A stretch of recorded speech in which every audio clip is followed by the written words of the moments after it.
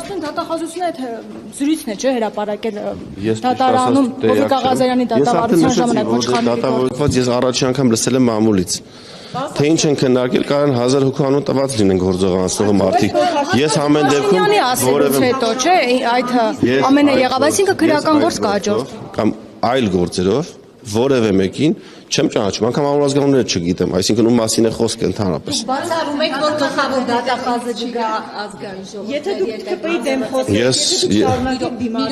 Հիմա ինչպես եք ուզում, որ ես դա բացառեմ կամ հաստատեմ։ Ոչ բացառում եմ, ոչ հաստատում եմ։ Ինչ պահվածքից է խոսում կախված։ ԿՊ-ի դեմ կխոսեք, եթե դուք Փաշինյանի Տեսեք, ԿՊ-ի դեմ խոսել չկա, եթե ես մշտապես առաջնորդվել եմ քաղաքացիական պայմանագիր կուսակցության գաղափարներով, որդեգրած սկզբունքներով, եւ եթե դրանք կհակասեն քաղաքացիական պայմանագիր կուսակցության որևէ անդամի,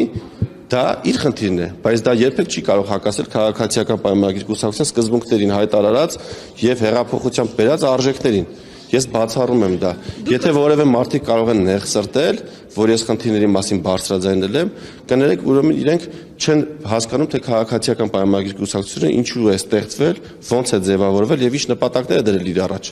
Այսօր քաղաքացիական պայմանագիր կուսակցությունում կան մարդիկ, ովքեր ոչ հեղափոխության հետ կապ ունեն, կներեք, անգամ դեմ են եղել հեղափոխությանը կամ ընդհանրապես չեն մասնակցել